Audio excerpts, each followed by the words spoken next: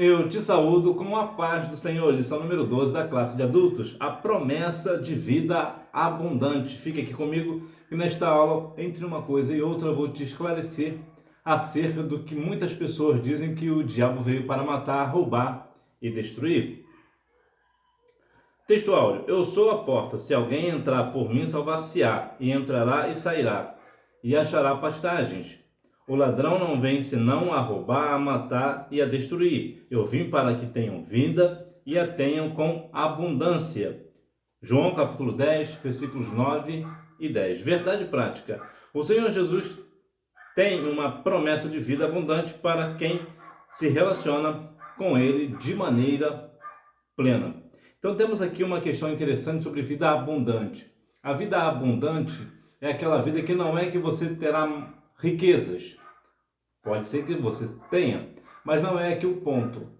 A vida plena, quando nós temos uma vida plena com o Senhor, e uma vida plena é verdadeiramente na sua plenitude, na sua amplitude, na questão de que verdadeiramente nós vivemos a vontade de Deus em nossas vidas, o Senhor nos dará uma vida abundante. Mas que vida abundante é esta? É uma vida eterna, é uma vida que durará a eternidade. E aqui na terra será uma vida que terá as suas aflições, é verdade, mas terá sempre uma válvula de escape. Haverá sempre situações pelas quais nós iremos sorrir, que nós iremos ter paz, porque como nós vivemos uma vida de plenitude com o Senhor, Ele certamente nos dará uma vida abundante. Introdução. Por isso a vida abundante é uma promessa que começa e termina em Jesus, pois só mediante um relacionamento pessoal com Ele é possível desfrutar desta vida. O Senhor Jesus, Ele é a videira verdadeira. O Senhor Jesus, Ele é o pão da vida, Ele é a água da vida. Portanto, a única forma de termos uma vida abundante é ter um relacionamento pessoal com Cristo. Por quê? Porque o Senhor Jesus é Ele quem detém todas as bênçãos, é Ele que tem todo o poder. Então o Senhor Jesus, Ele tem bênçãos para nós, Ele tem milagres para nós, Ele tem mais do que isso, a vida eterna, a nossa salvação está com o nosso Senhor e Salvador Jesus Cristo. Então nós só conseguimos ter uma vida verdadeiramente abundante, com a nossa vida, de uma certa forma, física, emocional e espiritual abundante, somente na presença de Cristo. Nós devemos ter, de fato, intimidade com o Senhor, falar com o Senhor Jesus, realmente reconhecê-lo como nosso único e suficiente Salvador. Jesus, a fonte de vida abundante, a fonte verdadeira, melhor, a fonte de verdadeira vida. Essa porta simboliza o caminho de salvação espiritual, em que um relacionamento pessoal e eterno com Deus se torna possível. E tudo o que a ovelha necessita será encontrado em Deus. Nós, como ovelhas do Senhor, o que nós precisamos? De que necessitamos? Salmos 23 vai nos falar sobre águas tranquilas. Isto porque a ovelha é um ser muito inocente, então qualquer barulho a amedronta, ela sente medo, então ela precisa de águas tranquilas, ela precisa de um pastor para guiá-la. E quem é esse pastor? É o Senhor Jesus, Ele é o nosso bom pastor. E portanto, esta porta simboliza o caminho da salvação espiritual. Quem entrar em Cristo terá a sua salvação garantida. Aquele que permanecer até o fim, aquele que ouve a voz do seu pastor, esse sim terá uma vida plena diante de Deus, terá a sua salvação, verdadeiramente uma vida abundante na presença do Senhor, e por que não dizer aqui também na terra, né? A fonte de vida abundante.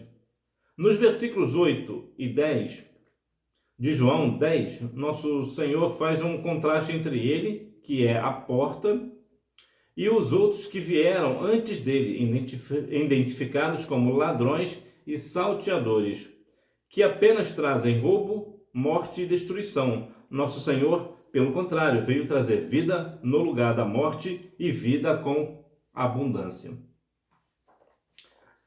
Eu me lembro que o meu saudoso pastor contava uma história, um testemunho na verdade, né?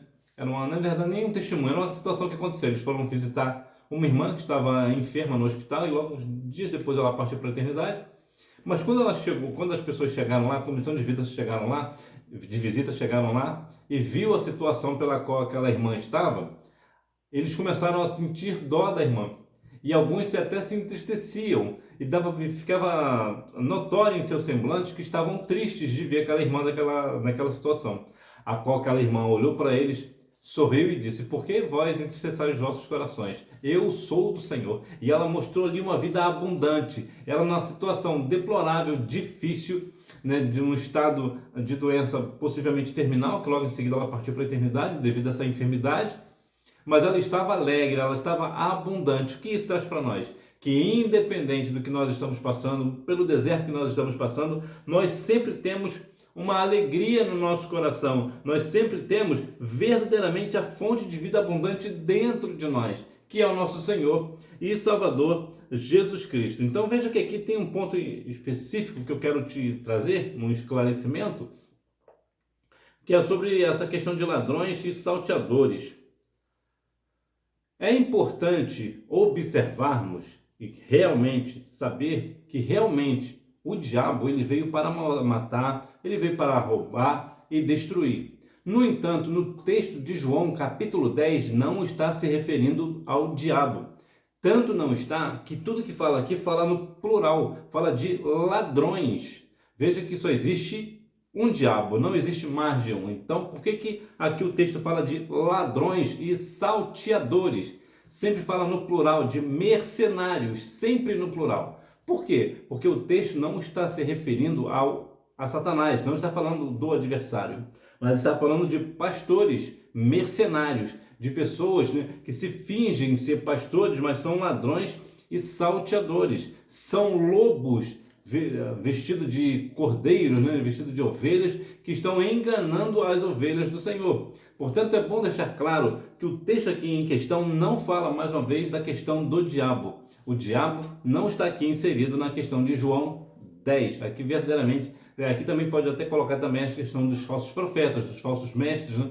Pode colocar todo mundo aqui nesse balaio, né? Mas na verdade o texto está dizendo sobre principalmente entre pastores que são mercenários, ou seja, eles não dão valor à ovelha, mas sim eles dão valor àquilo que a ovelha pode trazer. No caso, a lã, ou trazendo para nós, eles só estão interessados em dinheiro, na questão do que as ovelhas podem trazer para o altar, que são valores, que são dinheiro, a questão financeira, é somente isso. Ou seja, eles não se importam com o estado da ovelha. O que eles se importam, na verdade, é com o que a ovelha pode trazer para eles. Portanto, a questão que eu estava te falando lá no início, sobre a questão de que o diabo veio para matar, roubar e destruir, na verdade, no João 10 não fala sobre Satanás.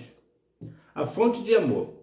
No versículo 11, o Senhor Jesus menciona novamente a imagem do bom pastor, que deu a sua vida pelas ovelhas, que além de proteger e cuidar, ele as conhece bem e as ovelhas também o conhecem. Aqui tem uma questão muito curiosa, muito interessante. Primeiro é saber que o Senhor Jesus ele tem um amor tão imensurável por nós, ovelhas do Senhor, do seu rebanho, que deu a sua vida por nós. A Bíblia chega a mencionar que pode ser que pelo bom alguém ouse morrer. Verdade, por alguém ser bom, pode ser que alguém queira morrer no lugar dele. Mas o Senhor Jesus morreu por todos, mesmo para aquelas pessoas que não são tão boas assim, né? Aí aqui existe uma questão muito peculiar sobre a questão de que as ovelhas o conhecem bem e também eles um conhece ao outro, né? Ele as conhece bem e as ovelhas também o conhecem. É importante observarmos que muitas vezes as pessoas estão dentro da casa do Senhor, mas estão perdidas na casa do Pai. São até realmente ovelhas da casa do Senhor, mas ainda não tiveram um encontro verdadeiro com o Senhor. É uma questão interessante sobre a questão de Samuel, que Samuel estava dentro da casa do Senhor, mas quando o Senhor falou com ele, ele não reconheceu a voz. A voz é uma questão muito peculiar. Ninguém tem uma voz idêntica à outra. As pessoas têm vozes muito parecidas, é verdade. Existem algumas questões. Eu lembro, por exemplo, de Renato Russo, da banda Legião Urbana, tem uma voz muito parecida com o do Kim do Catedral. Roberto Carlos tem uma voz muito parecida com a do J Neto. Entretanto, numa questão de laboratório, eles conseguem observar que há diferença. Por quê? Porque a voz, ela é única. Repito, ninguém tem uma voz igual à sua. Ninguém. Então veja que aqui Samuel não reconheceu a voz do Senhor. Por que ele não reconheceu a voz do Senhor? Muito provavelmente porque ele nunca a ouviu. Quando você nunca ouve uma pessoa, como é que você vai reconhecê-la pela voz? Não há como reconhecer. Mas à medida que as questões foram acontecendo, ali o sacerdote virou para Samuel e instruiu a Samuel. E isso aqui é uma questão muito peculiar. Foi quando a questão da instrução correta. O sacerdote ali mostrou para Samuel e disse, olha, se ele te chamar mais uma vez, diz, eis-me aqui. Então veja que aqui é uma questão muito interessante de comunhão. Apesar das situações ali, o sacerdote ainda mantinha uma comunhão com Deus. Então ele sabia que era o Senhor que estava chamando o menino. Então ele fez uma boa instrução ao menino, ele instruiu bem. Então, quando nós estamos na casa do Senhor, pode ser que nós estejamos na casa do Senhor, podemos até ser boas pessoas, mas ainda nós não conhecemos verdadeiramente a voz do nosso pastor, né? Aqui no caso do Senhor.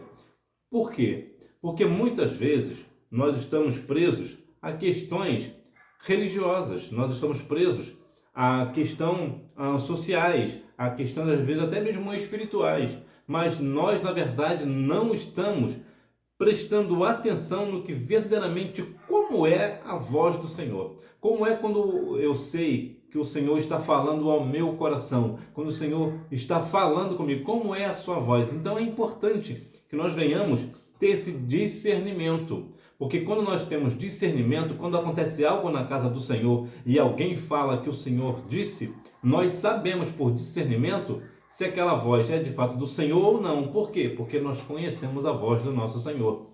Então, se é o caso de eu não conhecer a voz do meu Senhor, o que eu tenho que fazer? Eu preciso descer à casa do oleiro, como diz Jeremias capítulo 18, e buscar mais intimidade com o Senhor a ponto dele falar comigo e eu realmente gravar a sua voz e saber exatamente como é a sua voz e realmente obedecer a voz do Senhor, porque muitas vezes as pessoas falam que falam em nome do Senhor, mas na verdade não é o Senhor quem está falando. Sinopse: Jesus é a fonte da verdadeira vida, da vida abundante e de amor. A vida abundante. O conceito de vida abundante. Mediante o relacionamento que estabelecemos com Deus por meio de Jesus, o nosso pastor, podemos comentar a respeito do que significa a vida abundante mencionada pelo nosso Senhor em João 10:10. O que é verdadeiramente uma vida abundante para você?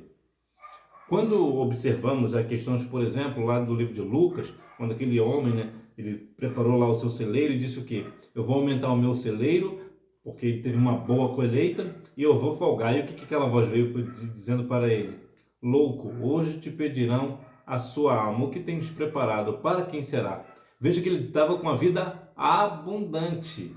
A vida dele ali era abundante no sentido financeiro, no sentido ali de alimento ele estava muito abundante, mas a vida espiritual dele estava completamente vazia. Ageu capítulo 2, versículo 19 faz uma pergunta interessante. Há ainda semente no celeiro? Então, se nós formos trazer essa semente para o lado espiritual, que é a palavra, e o celeiro no nosso coração, aí eu te pergunto, existe ainda a palavra do Senhor no seu coração? Então veja que há algumas questões interessantes no conceito de vida abundante, porque verdadeiramente o que é uma vida abundante? A vida abundante só pode ser diante do nosso Senhor e Salvador Jesus Cristo. Então que nós venhamos verdadeiramente estabelecermos com Deus, por meio do seu Filho Jesus, que é o nosso bom pastor, o fato de respeitar e entender realmente o que significa a questão de ter uma vida abundante. A vida abundante também influencia a família. No episódio bíblico, na ocasião da libertação de Paulo e Silas da prisão, o carcereiro apavorado perguntou a Paulo o que podia fazer para ser salvo. De modo que o apóstolo Paulo respondeu: crê no Senhor Jesus Cristo, será salvo tu e a tua casa. A salvação em Cristo não se aplicaria apenas ao carcereiro, mas de maneira abrangente a toda a sua família. E aqui cabe um outro ponto extremamente importante da lição de hoje. Te falei ali acerca do ladrão, né? Que não é Satanás, que não foi ali Satanás que o Jesus estava mencionando, lá de João 10. E aqui tem outra questão muito importante, que muitas vezes as pessoas falam na igreja, mas isso não é verdade. Veja que o texto fala, de fato, claro para nós: crê no Senhor Jesus Cristo e será salvo tu e a tua casa. Realmente parece, o texto parece mencionar o seguinte: se eu crer no Senhor Jesus, toda a minha família será salva. Mas não é essa a verdade. Por que não é? Porque eu não posso crer pelo meu irmão. Eu não salvo meu irmão. Eu não consigo salvar a minha mãe. Eu não consigo salvar ninguém. Então, por o fato de eu crer no Senhor Jesus, eu creio que o Senhor Jesus é o Filho de Deus. Mas isso não dá salvação ao meu irmão. Não dá salvação ao meu primo, à minha prima, à minha tia. Então, há aqui uma questão interessante, porque se nós formos observar o texto em questão, veremos que logo em seguida, quando a palavra é pregada, o povo aceita Cristo como Salvador. Então, aqui é mais uma questão de ordem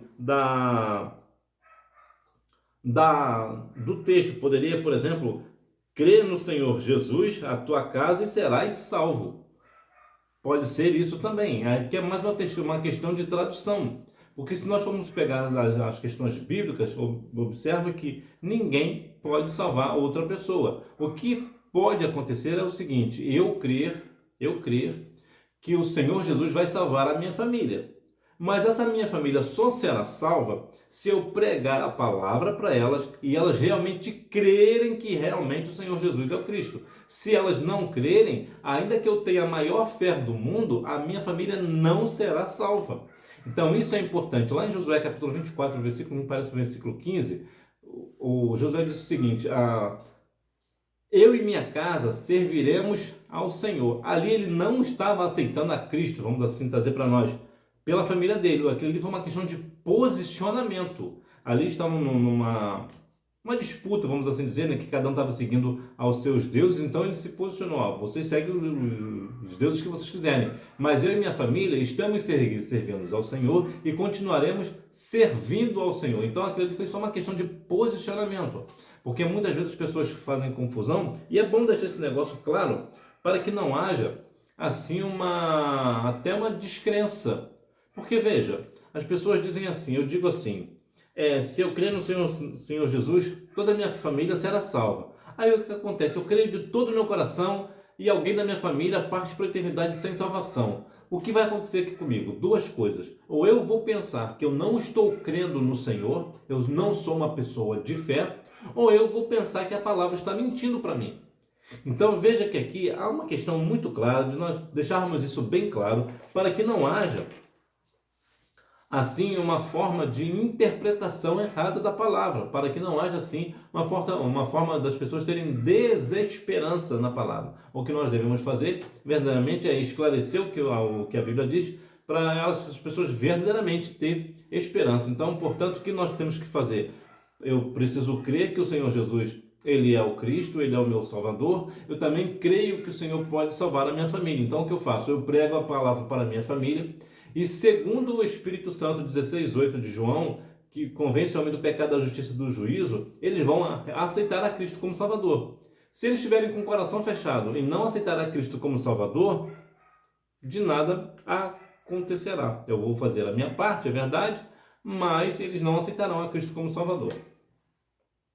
Diversas bênçãos provenientes da vida abundante. Quando passamos a ter um relacionamento pleno com Cristo, e por isso desenvolvemos a vida abundante, passamos a desfrutar de copiosas bênçãos, dentre as quais podemos destacar a paz em Deus e a tranquilidade nas decisões, pois se trata de uma realidade prometida pelas Escrituras para quem tem uma vida abundante. Então, quando nós temos paz em Deus, nós temos tranquilidade nas decisões. Por quê? Porque se eu tenho paz com Deus, eu tenho comunhão com Deus. Então, se eu tomo uma decisão com paz em Deus, porque eu tenho comunhão com Deus, Então Deus já me respondeu acerca das minhas orações, acerca daquela decisão que eu tenho que tomar. Portanto, eu vou tomar uma decisão correta. Por quê? Porque Deus já me instruiu acerca do que eu tenho que fazer. Então, há essa questão da paz em Deus e a tranquilidade nas decisões. Há uma questão que as pessoas falam que nós devemos ser também ponderados, que muitas pessoas hoje dizem que eu tenho paz com Deus. Não tem. Muitas pessoas dizem que tem e não tem. Por quê? Porque paz com Deus significa comunhão com Deus. Porque paz com Deus, de forma direta, a maioria das pessoas terá. Todo mundo tem paz em Deus, sabe que realmente Deus é um protetor, ainda que não seja uma pessoa, não seja salva na pessoa de Cristo, mas ela tem em Deus o quê? Uma força extraordinária, um poder extraordinário que é capaz de dar-lhe paz. Entretanto, quando aqui a questão fala sobre paz em Deus e a tranquilidade nas decisões, essa paz significa comunhão com Deus. Ora, quem tem comunhão com o Senhor, ora ao Senhor, e quando este ora ao Senhor, o Senhor o responde. Por isso ele toma decisões acertadas, por isso ele fica tranquilo nas suas decisões. A prática do amor. Praticar o amor é algo que anda um pouco escasso nos dias de hoje. Porque falar de amor é diferente de praticar o amor. Quantas pessoas dizem, principalmente artistas, né? Quando ligam a câmera, falam de tantas coisas bonitas e tudo mais, e falam de uma forma eloquente até, mas na verdade aquilo só durante a câmera está ligada. Depois que apagou-se as luzes, acabou-se aquela pessoa, né? Então, a prática do amor, o que eu quero dizer é o seguinte, isso serve até para nós também. Serve até para nós também. Quando uma pessoa está, por exemplo, passando numa cidade, né, numa grande metrópole, e vê um morador de rua, por exemplo, ele vai passar de largo. Né? De modo geral, fazemos o quê? Passamos de largo, igual aquela parábola do bom samaritano, que na verdade é a parábola do samaritano. Ele passa de lado, né? Assim, o sacerdote, o levita, no caso nós, né? Vamos trazer para nós passamos de largo. Mas se nós notarmos que tem alguém filmando, uma emissora de TV ou coisa do tipo, o que nós vamos fazer? Nós vamos querer parecer que estamos bem. Ou seja, nós estamos ali praticando o amor, né? Não, na verdade não, nós estamos praticando um exibicionismo. Exibicionismo, saiu. Nós estamos nos exibindo para televisão, para mídia, seja lá o que for, para alguém que vai postar em rede social, ou até um amigo nosso também, que nós pedimos, filma aqui que eu quero fazer uma boa ação aqui, posso estar na minha rede social para dizer que eu estou praticando o amor. Quem pratica o amor na essência, ele não propaga isso, ou seja, ele não faz propaganda disso. Ele não faz propaganda, não é nem que propaga, não faz propaganda, porque propagar geralmente é continuar fazendo, né? De modo geral. Mas aqui não faz propaganda. Lembra que a Bíblia diz, o que a sua mão faça, a outra não fique sabendo. Então, a prática do amor, na essência, é algo que está muito em falta, né? Até, principalmente igrejas, né? Principalmente essas megas igrejas, gastam fortunas com tudo quanto é direito disso ou daquilo, né? De móveis, de carros de luxo, celulares caríssimos, né? Para seus pastores, liderança, um templo muito bonito. Não é que eu seja contra o templo bonito, mas em detrimento de outras coisas. Por exemplo, entre você, a sua igreja, a fazer digamos, uma pintura na sua igreja, dependendo da sua igreja aí, e uma pessoa está passando necessidade, do que você vai fazer? Se você tem dinheiro só para fazer uma coisa, ou atender aquela pessoa necessitada, ou pintar a igreja, o que você vai fazer? Exatamente isso, você vai ajudar aquela pessoa que está necessitada. Essa é a prática do amor. Mas hoje o que acontece é justamente o inverso. As igrejas gastam, né, fortunas, né, grandes quantias em dinheiro em questões que poderia estar sendo usada com pessoas. Ou seja, nós falamos muito do amor nas igrejas, nos nossos púlpitos, mas nós não estamos vivendo a prática do amor no nosso dia a dia. A vida em unidade. Isso aqui é uma questão também interessante. Viver em união. Salmo 133, 1, né?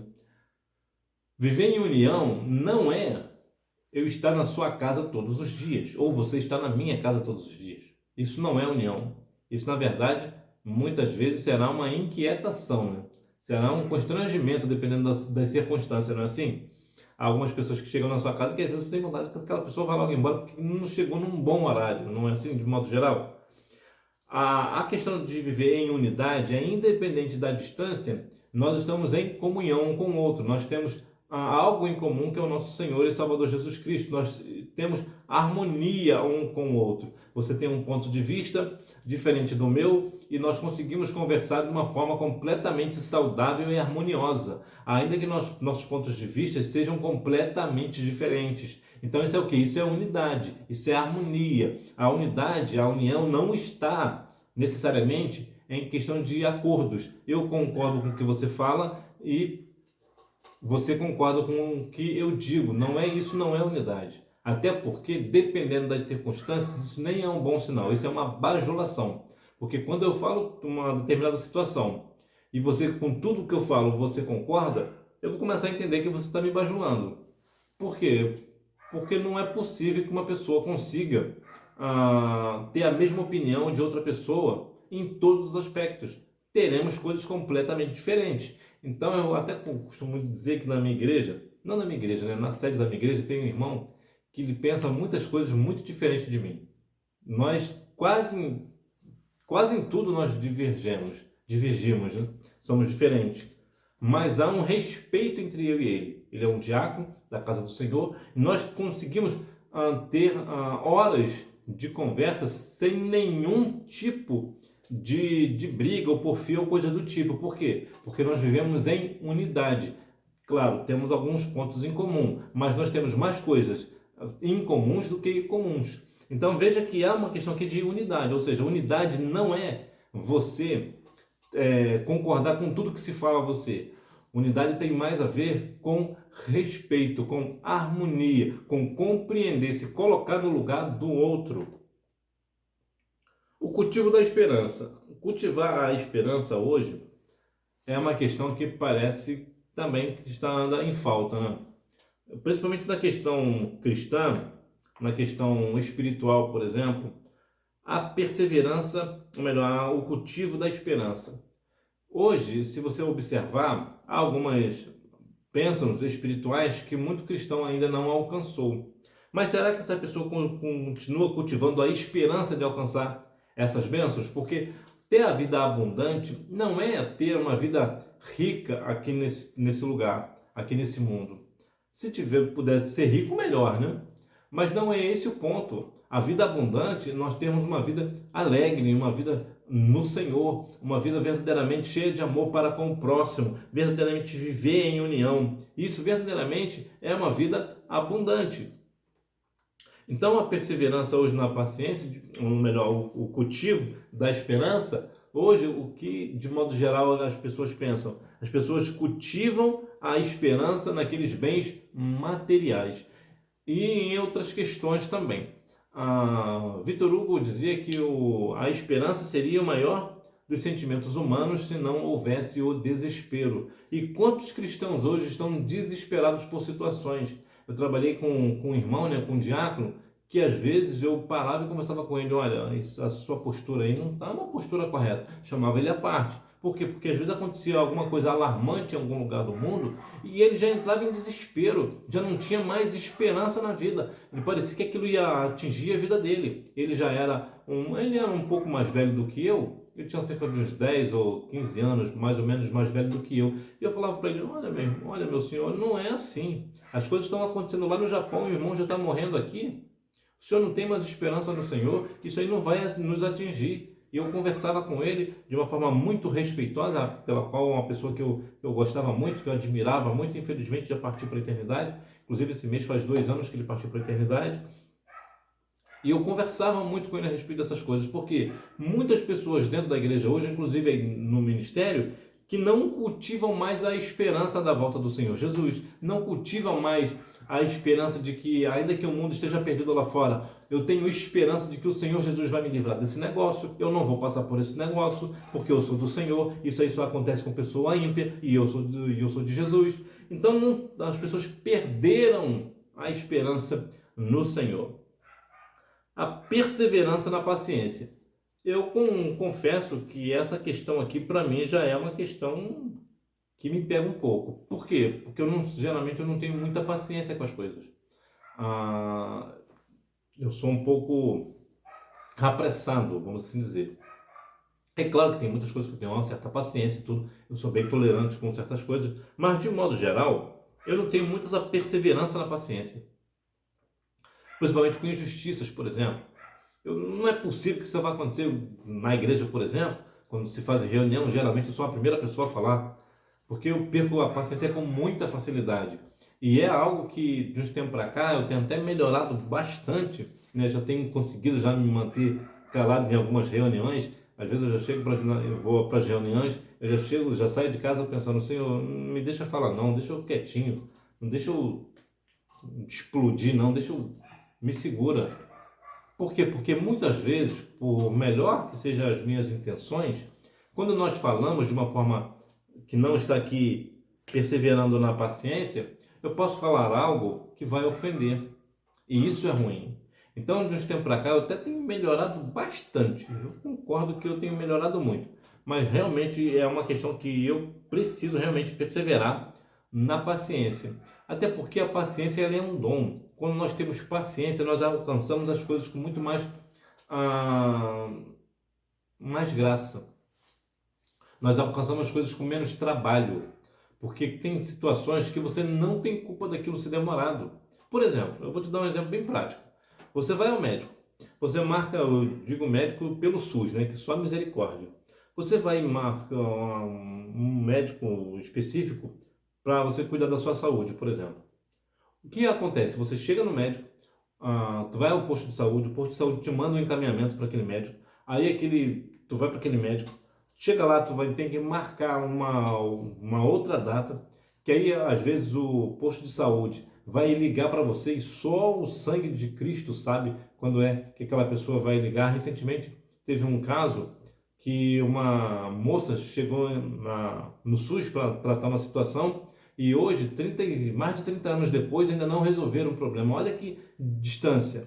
Quando você vai ao médico e esse médico pede um exame, né, de sangue, por exemplo, ou outras coisas, e aquilo demora, você precisa ter paciência com aquilo. Por quê? Porque aquilo não tem uma questão de... não vai mudar a sua impaciência. Nesse sentido, eu tenho um pouco mais de paciência. Por quê? Porque eu sei que a minha afobação não vai alterar em nada, não vai fazer com que o processo corra, não vai adiantar em nada. Então, nesse sentido, assim, geralmente, eu tenho um pouco mais de paciência. Então, veja que nós devemos perseverar na paciência. Por quê? Porque as questões exteriores, que não compete a nós, como é o caso aqui do médico, o médico é ele que vai ver o dia, né, o pessoal da regulação que vai ver esse negócio do dia, não depende de você. Então, isso nós devemos ter cuidado. Agora, aquilo que você pode fazer, que você pode acelerar o processo por alguma forma legal, que seja claro, então você vai lá e faça. Agora, nós devemos ter muito esse cultivo de perseverar na paciência, porque quem tem essa paciência, costuma alcançar as coisas com mais facilidade e evita muitas dores de cabeça. Porque imagina, por exemplo, uma discussão. Eu chego, né, que eu já sou um pouco mais explosivo, e começo a falar de uma forma e perder a paciência, o que acontece comigo? Essa falta minha de paciência vai fazer com que eu crie para mim alguns problemas, algumas consequências. Porque como eu falei demais, ou eu falei num momento que não era para eu falar, porque eu perdi a minha paciência, eu perco a razão. Então aquilo que eu poderia ser atendido, eu não serei atendido por quê? Porque me faltou paciência. Sinopse: a vida abundante prometida por Jesus preenche as esferas do corpo, da alma e do espírito do ser humano. O que identifica a vida abundante? A alegria do Senhor. No Novo Testamento, o apóstolo Paulo escreveu aos Tessalonicenses, exortando: regozijai-vos sempre. No Antigo Testamento, Neemias disse: alegrai, a alegria do Senhor é a vossa força. A alegria é um bom remédio. A pessoa, quando está alegre, as coisas mudam. Agora, existe uma questão importante sobre a alegria, que eu vou te falar agora. Nunca prometa nada quando você está alegre. Não prometa absolutamente. Você está muito feliz da vida porque aconteceu alguma coisa muito alegre na sua vida, ou você tem uma alegria já contínua, e você de repente teve picos de alegria, alguém naquela hora te pediu algo para você fazer, não prometa. Por quê? Porque quando nós estamos alegres, nós não raciocinamos, nós não pensamos, nós estamos tão alegres que nós não pensamos no que nós estamos falando. Mas é verdade que lá em João 15:11, Jesus falou que eu tenho vos dito isto para que a minha alegria esteja em vós e a vossa alegria seja completa. Então o Senhor Jesus está em nós, a nossa alegria ela é completa. Por que a nossa alegria ela é completa? Porque nós estamos emocionalmente alegres, espiritualmente alegres, eternamente alegres, porque nós estaremos na presença do Senhor para todo sempre. Então é importante que nós devemos ter essa conduta, né? Nós devemos ter estar alegre na presença do Senhor, mas também nós devemos ter cuidado. Por quê? Porque Jesus disse lá em João 16,33 que no mundo tereis aflições. Você pode estar alegre hoje, mas pode estar triste amanhã. A Bíblia diz que o choro pode durar uma noite, mas a alegria vem pela manhã. Então, quando você tem aquela alegria, aquele choro, está num momento de tristeza, por exemplo, continue firme no Senhor, porque certamente o dia da alegria virá.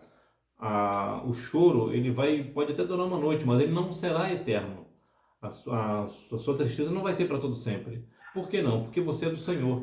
Você está salvo na pessoa de Cristo. E quando você está salvo na pessoa de Cristo, a sua alegria ela é completa. Haverá momentos de dificuldade? Sim, haverá. Haverá momentos de tristeza? Sim, haverá. Porque ainda que nós estejamos alegres, nós perderemos o ente querido, nós seremos demitidos da empresa, nós não passaremos na prova, nem alguma prova que nós vamos fazer, nós não seremos promovidos na empresa. Então haverá momentos de tristeza. Então nós devemos ter cautela e sabendo verdadeiramente que a nossa alegria ela vem do Senhor. Gratidão por tudo. Na vida abundante, no lugar de murmurar ou reclamar das coisas, aprendemos a dar graças por tudo o que Deus tem feito de bom por nós. Em tudo dai graças, porque esta é a vontade de Deus em Cristo Jesus para convosco. Por que murmurar e reclamar, se nós podemos agradecer? Quando nós passamos por situações difíceis, lembre-se, poderia ter sido pior. Por pior que seja a situação, sempre haverá uma forma de ser pior, né? Como se diz aquela lei de Murphy, né? Se uma coisa pode dar errado, com certeza dará, né?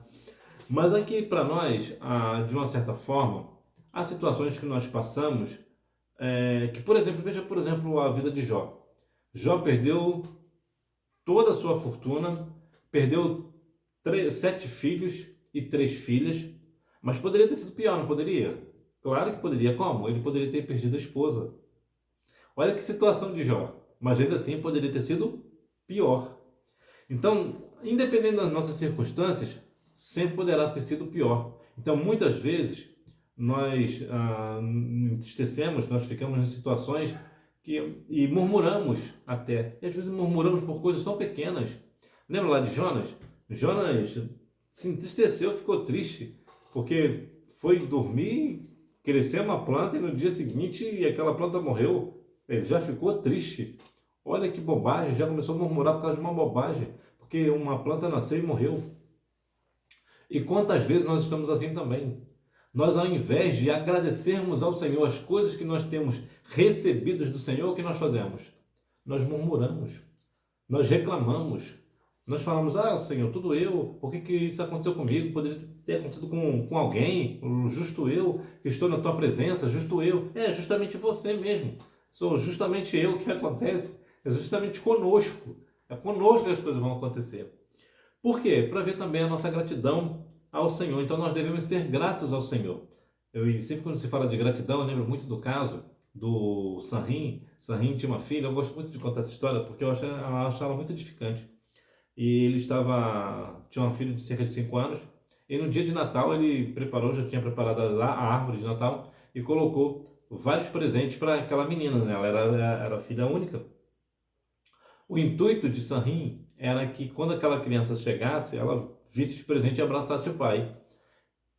Lê do engano, ele se decepcionou bem. Aquela menina, quando abriu a porta do seu quarto e viu aquela árvore bonita, bem enfeitada, cheia de presentes, o que ela fez? Ela correu e abraçou todos os presentes, feliz da vida. E Sanrim ficou triste, até que o Espírito Santo falou ao seu coração e disse: por que entristeçais tu o teu coração?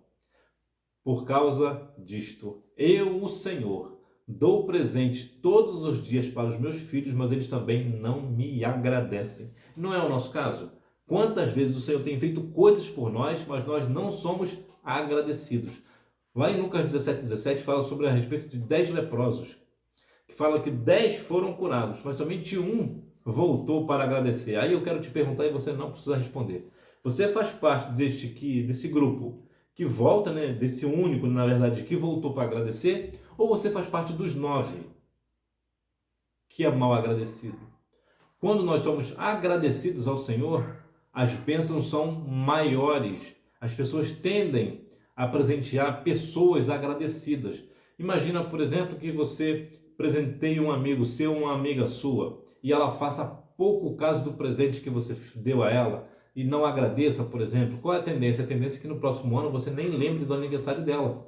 Por quê? Porque ela foi uma pessoa ingrata com o presente que você deu. Às vezes foi um presente que você teve que revirar a cidade para achar um que se encaixasse com ela.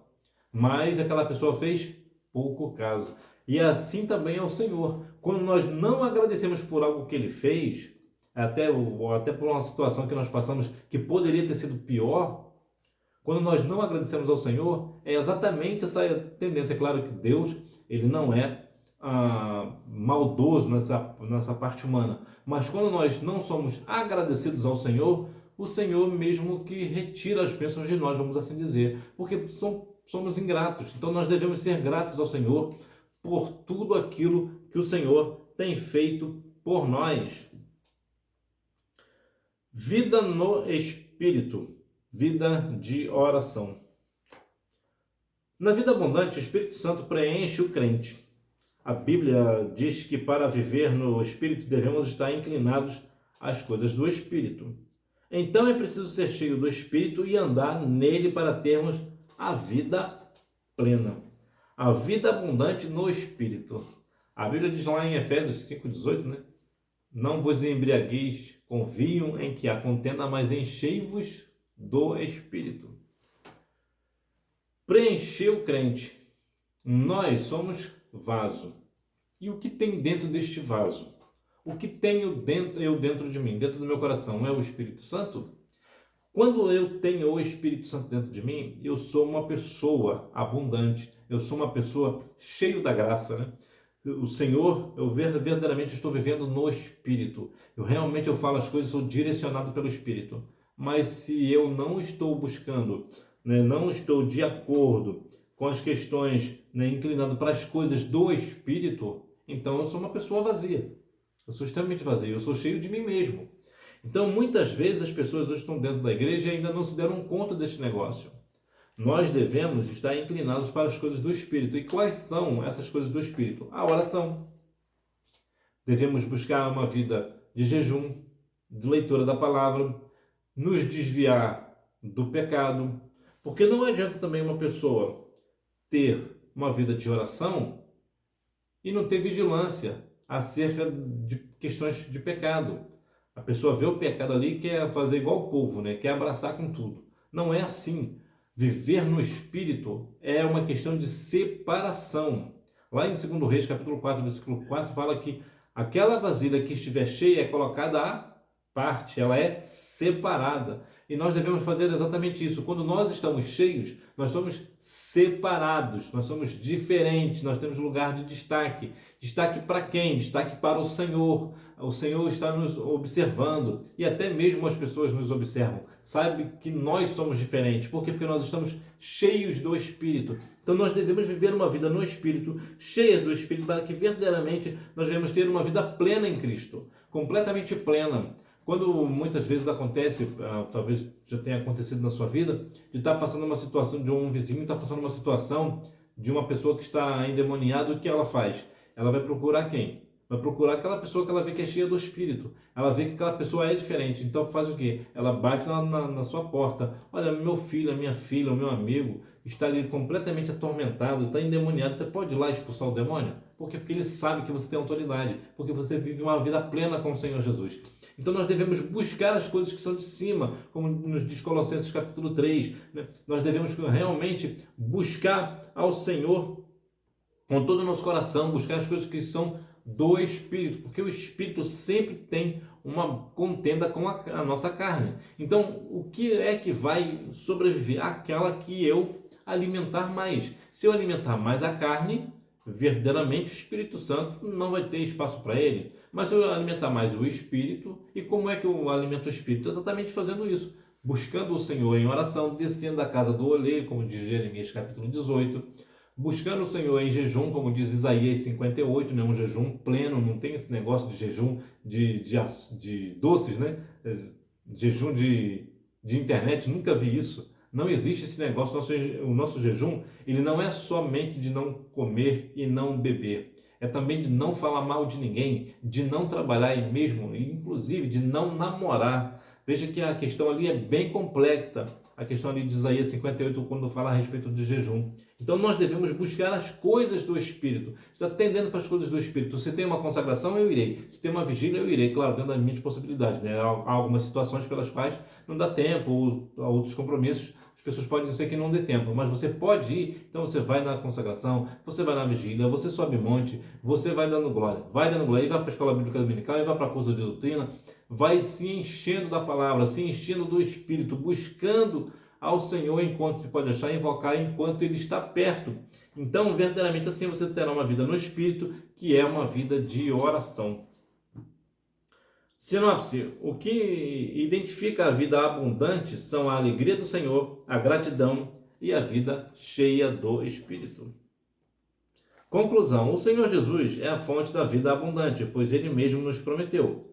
Essa promessa está disponível a cada crente que desenvolve um relacionamento pessoal com o nosso Senhor. Então, você já observou que quando você anda muito com uma pessoa, você começa a pegar o jeito da pessoa, você já sabe o que a pessoa quer e o que a pessoa não quer.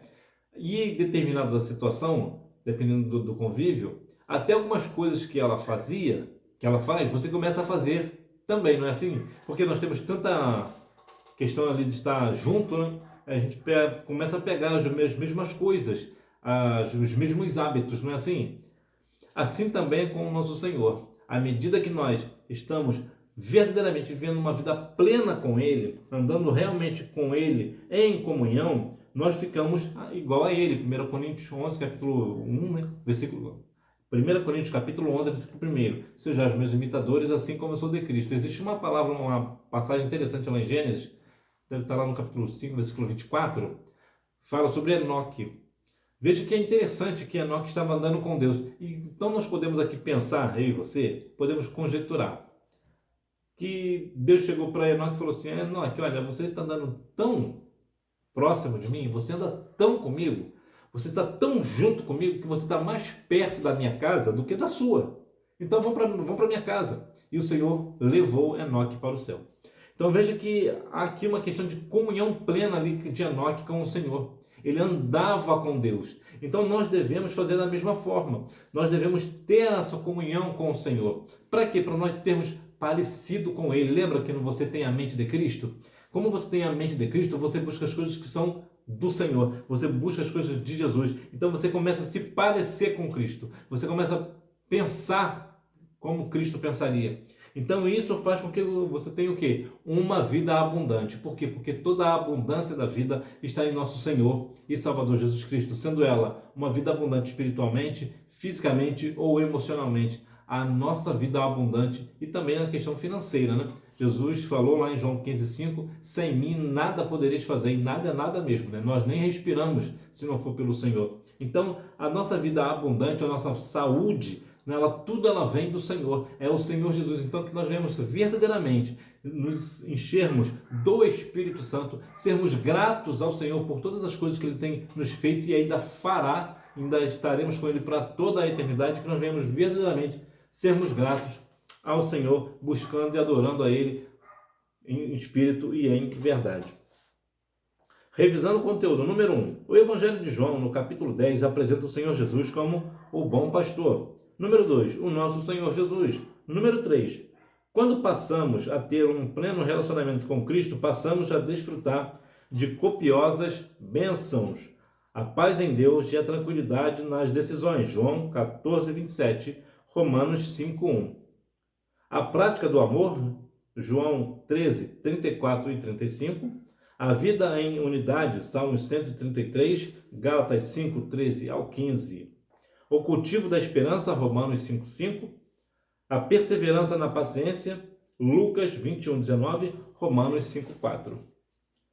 Número 4. Essa virtude mostra que estamos bem, em paz e cheios de vigor. Número 5. A gratidão é uma virtude cristã que revela a humildade e, ao mesmo tempo, dependência total de Deus acerca de tudo o que acontece em nossas vidas.